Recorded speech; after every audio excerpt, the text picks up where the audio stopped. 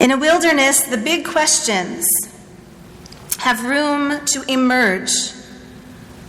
In a wilderness, the deep questions that might otherwise be drowned out by the noise of life can actually be heard because it's so quiet there in the wilderness. Those questions can be asked and sometimes even answered. Where am I going? Will I know it when I see it? What do I wish to become? Who do I want with me as I travel down this life journey? Who will be my companions? These are the very questions the Jewish people asked when they traveled through the wilderness of Sinai. There were moments of fear and moments of transcendence. Some say the book of Bamidbar represents the teenage years of the Jewish people. There were moments of disappointment and doubt and even danger. And there were moments of confidence and creative collaboration. There were moments of testing and rebellion and moments of belief and belonging too. There's an African proverb about traveling. It sounds so Jewish to me. If you need to go fast, go alone. If you need to go far, go together. If you need to go fast, go alone. If you need to go far, go together. This week's Torah portion is a travel guide on how to go far, together. Now, you may have noticed when you were following in the Plaut Torah commentary that on page 898, there's a diagram for us. And if you didn't catch it, you might want to open up the book again and see for yourself, because it's surprising. In the large books, page 898, this is a diagram of what our parasha paints with words. And you'll see how the tribes are stationed in concentric circles. And at the center of those circles is the Mishkan, the portable sanctuary. And at the center of the Mishkan is the Ark of the Covenant. And at the center of the Ark of the Covenant are the 10 Commandments, the very words we will hear read tomorrow on Shavuot. Now, this configuration that we see is unusual, radically different from how most armies are configured. Typically, armies are stationed in rows. Each unit follows in line, all facing the enemy and the path before them. And then at the front, usually, one person is designated to carry the flag of the Godhead, to represent that protective power that will shield the soldiers as they march across foreign terrain. But not so here. Not in the wilderness, not in Bamidbar, on our way from the Red Sea to the edge of the Promised Land. The symbol of our God is not a flag, but 2 stones with the 10 Commandments written on them. And as we march, we are guided and protected by those words. I am Adonai your God. You shall have no other gods besides me. Keep Shabbat. Honor your parents. And as we cross through enemy territories, the ethical mitzvot we carry at the center drive our approach. Lo tirtzach, do not murder. Lo tignov, do not steal. Lo tachmod, do not covet. And how are we protected along this long and dangerous journey? By protecting the mitzvot at the core. We place them not at the front, but at the center. And this is not only for physical protection. In fact, we may place our Torah scrolls in the ark to keep them physically safe. But how do we truly protect mitzvot? By living them. Ki hem chayenu ve'orech yameinu, for they are the life and length of our days. And don't misunderstand me, the protection that mitzvot can provide is not physical. In fact, we see time and again that living by the ethical code of mitzvot can even make us a target of hatred and violence. God help us. The protection that mitzvot provide, rather, is on a spiritual plane. When we carry the mitzvot at the center, when we place mitzvot at the core as a moral compass, at the heart of our character, when we hold the mitzvot in the midst of our people, we are guided through the wilderness of this world. And we discover there the path to meaning and purpose. In our Haftarah, the prophet Hosea describes how the voice can be heard in the wilderness uniquely.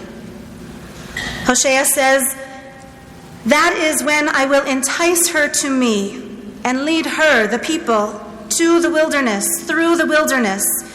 V'dibarti al libah, and I will speak to her heart, to her core, to her center. From there I will give her back the vineyards, and I will make what was the valley of trouble the door of hope. And there she will respond as she did when she was young." How do we hear that voice that can guide us from the valley of trouble to the door of hope? How do we hear it and how do we respond to it? You remember at the burning bush when Moses first heard God's voice, when God instructed him to take the Israelites out from Egyptian slavery. The ancient rabbis wonder, what did God's voice sound like then?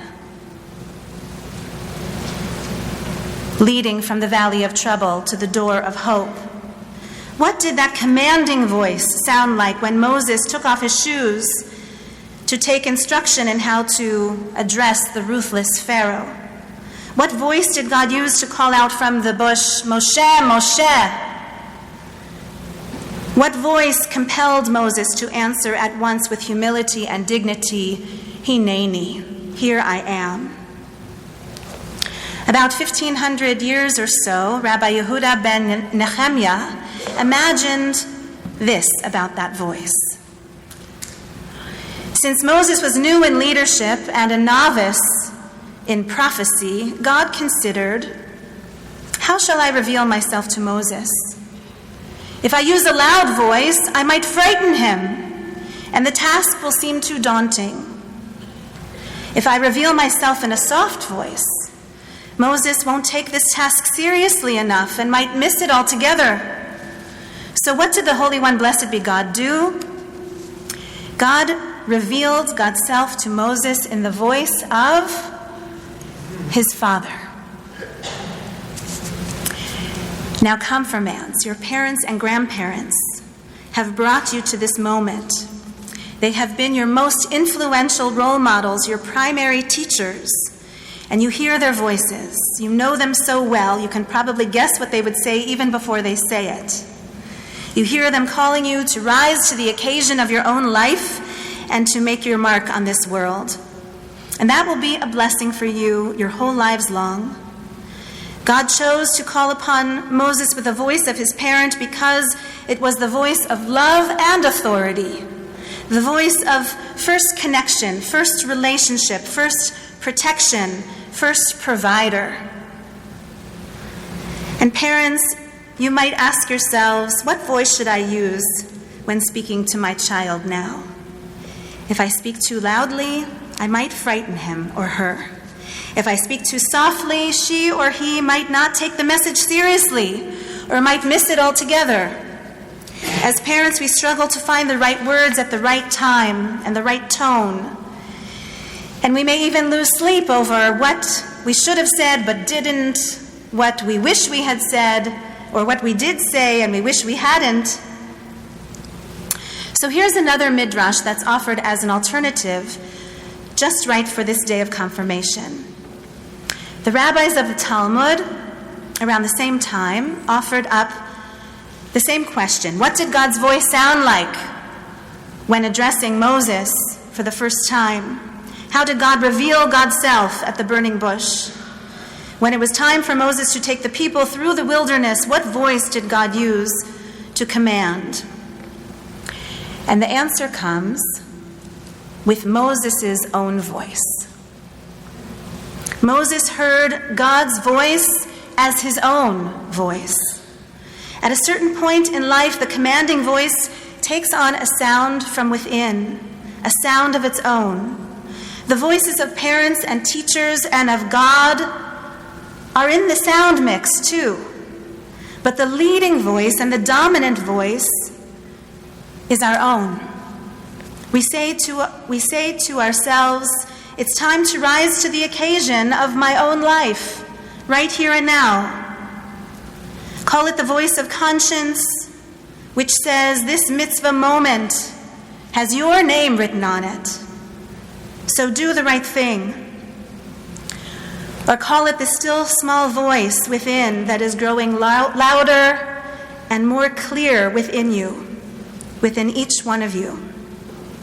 Sometimes it's difficult to discern whose voice is the one we hear and what is its origin. So, confirmation students, I encourage you this day to trust yourself to hear well, to discern well, and to respond well. You are the confirmation class of 5779. And God willing, you have a far and long journey ahead of you through the wilderness.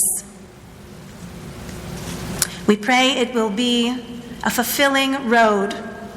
Know that we are with you along the journey. Place Torah and mitzvot at the center. Guard and protect Torah and mitzvot and live by them, for they will never steer you wrong. May God be with you.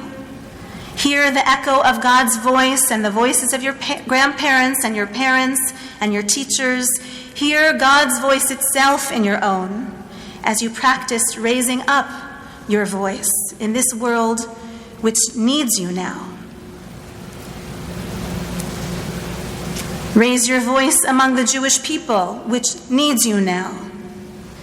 And raise your voice within this congregation, which treasures you so, and also needs you now. Zeh hayom asa Adonai nagila v'nismecha vo. This is the day that God has made. Let us rejoice and be glad in it. Today you confirm your commitment to pursue a life of Torah and mitzvot. We celebrate with you.